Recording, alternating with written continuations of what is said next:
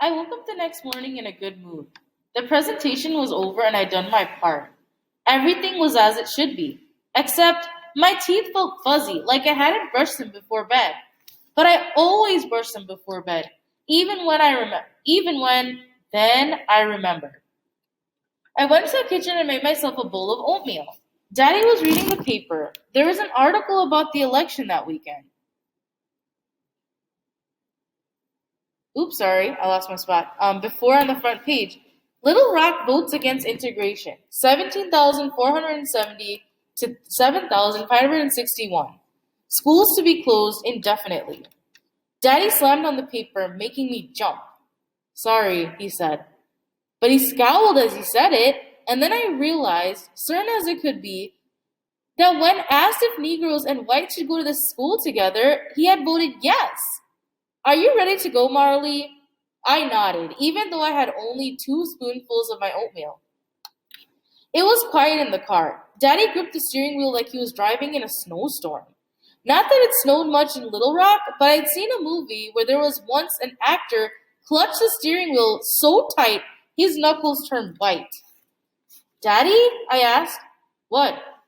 Can you find her for me? Maybe get her phone number? Daddy shook his head. Marley, you need to leave that girl alone. But she's my best friend. She was your friend. Now she's someone else. No, she wasn't. Liz was funny and outspoken and clever, and I didn't see how all that had changed just because people were not calling her colored.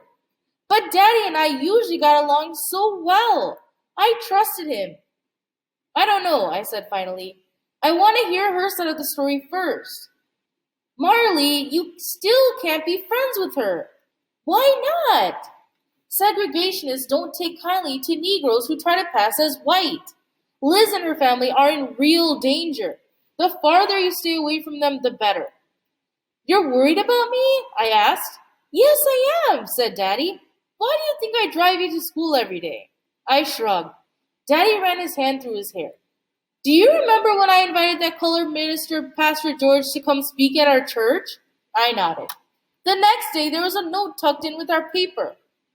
It said, You let your youngest walk to school tomorrow. She won't make it. And it was signed the KKK. The Ku Klux Klan is in Little Rock? Daddy nodded. Who's in it? Hard to tell, since it's a secret organization. However, the Captain Citizens Council, or CCC, is not a secret club. Their avowed purpose is to support segregation in Little Rock. It seems reasonable to assume that some of their members are Klan sympathizers, at the very least. Do we know any CCC members? I asked. Mr. Harrelson from next door. He was a nice man who sometimes gave me penny candy. At least, I always thought he was nice. And Mrs. McDaniel, Sally's mother, is a member of the Mothers League. What's that? I asked. A women's group associated with the CCC that formed last year to oppose integration at Central. This was a lot to take in. It wasn't allowed to have their. Isn't everyone allowed to have their own opinion? Of course, said Daddy. But the reason there were police all over David's graduation last May was not because people have different opinions. The FBI was there to protect Ernest Green because they were worried that someone's going to try to kill him. I had never really thought about why we'd gotten so few tickets to David's graduation that Granny hadn't even been able to go. Apparently, there was a lot I hadn't thought about. But you still support integration, right? I do, said Daddy. And I still talk to Pastor George. He's Betty Jean's husband, you know. I hadn't known. How could I? Why haven't you ever told me any of this? These are issues for grown-ups to deal with, not children. The Little Rock Nine weren't much older than me. Daddy sighed, but he didn't answer. I thought things settled down at Central once they called the soldiers in. Somewhat, said Daddy. At least that was the official story. But things were not ever pleasant for them there. Minnie Jane Brown got expelled. She was a colored girl who dumped a bowl of soup on the boys who were picking on her. That was something Liz would do. If they were still being harassed, why didn't they complain? Daddy shrugged. Maybe they did and nothing was done. Maybe they thought if they showed any weakness, it would only get worse. In any case, last year the pictures from Central told the whole world Little Rock is filled with hate. And now the town's gone and voted against opening the schools. We are not just a town of racists, but those of us who believe in integration. He shook his head. We can't seem to find our voice. Daddy was so upset. For a minute, I thought he was going to cry. That scared me as bad as anything he'd say. I knew what it was like to have trouble finding your voice, so I reached over and patted his arm. He didn't look at me. I mean it, Marley. I don't want to scare you too much. I'll keep you safe. But I do want you to be careful, which means you stay away from Liz. I nodded to show him I understood what he was saying, but I didn't promise that I would. Chapter 16 Sent Away. That day at school passed in a blur. JT was surprised when I didn't have his homework. His mouth made a big round O, and I could tell he was talking. But I couldn't concentrate on what he was saying. For the first time, I noticed his ears were too small, his teeth were crooked, his eyebrows looked like fat blonde caterpillars wriggling on his face when he spoke. I couldn't stand the thought of Sally talking about what happened with Liz, so when it was time for lunch, I didn't leave Mr. Harding's classroom, just sat in my seat and pulled out my math book to make up the homework I missed. The first homework I had ever missed in math. Mr. Harding finished grading a few papers and he came over to my desk. Marley, he said, it's time for lunch. I didn't move. Finally, he left me alone, doing long division in the empty classroom. Put on pearls, a fresh coat of lipstick, and a new pair of white gloves. One look at them, and I knew it was bad news. My dread only grew when Mother announced that we were all going to a cafeteria for dinner. That was another bad sign. My parents believed in telling a person bad news in public, so they couldn't make a scene.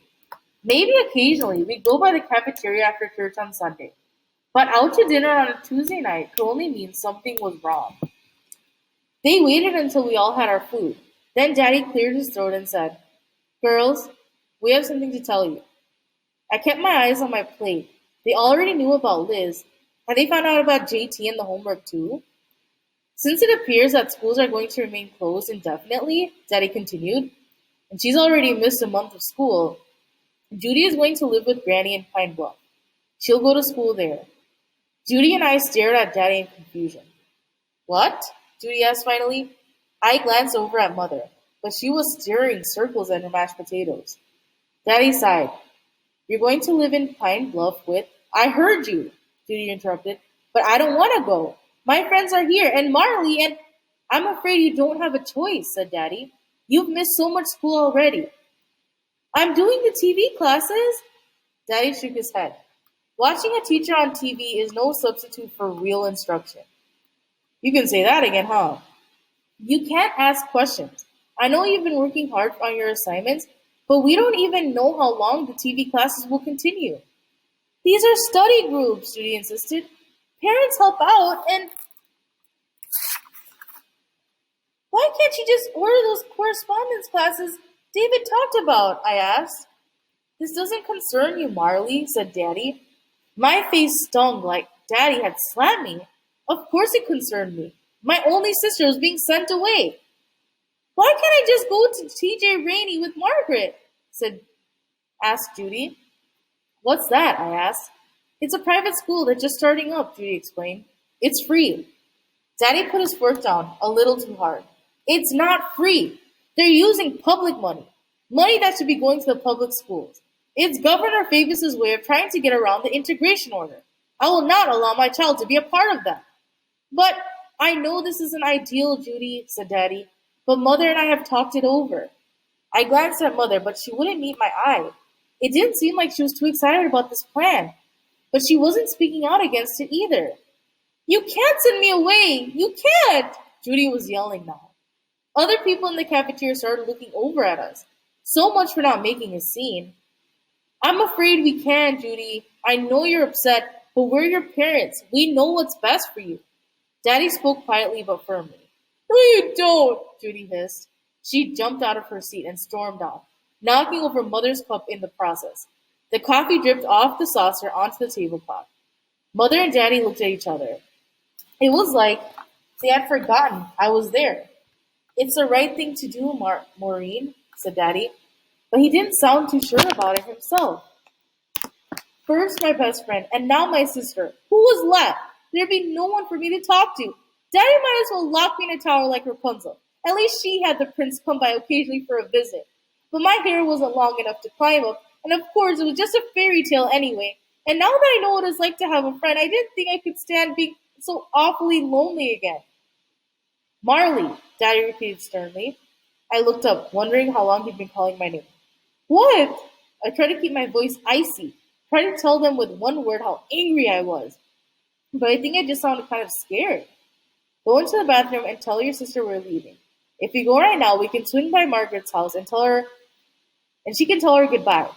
Tell her, his voice broke. Tell her she's leaving tomorrow. Tomorrow? But Daddy wouldn't look at me again. He fiddled with his wallet, pulling out a few dollar bills. Just go get your sister. I pushed my way into the bathroom. Judy was sitting in one of the stalls crying. I didn't know how to handle this. I wasn't old enough. I wanted to cry myself. Judy? Go away, she sniffled. They want to leave now. I don't care what they want. I didn't either. I'll come with you. What? We can run away. And go where? I thought for a minute. Granny's house. I looked around the bathroom.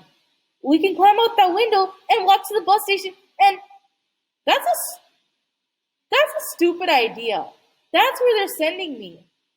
That was true. And we don't have any money. Another good point. But I felt a little better that she had stopped crying. Come on then, I said. Daddy said we can go by Margaret's house on the way home. Judy went to the sink and splashed water on her face. I didn't tell her it didn't help. Her face was still red and blotchy. I sat in the car with my parents while Judy went inside Margaret's house. I kept waiting for someone to say, I'm sorry, Marley, or we know this is hard on you too, but they didn't. Daddy just drummed his fingers on the steering wheel over and over again, tapping out some melody I couldn't hear. Mother laid her head against the window and closed her eyes. A vein pulsed in her head the way it did when she had a headache. Finally, Judy appeared on the porch. I watched Margaret's mother give her a hug, and then she climbed into the back seat of the car. Thank you for ruining my life, Judy snapped. No one said a word as we drove home.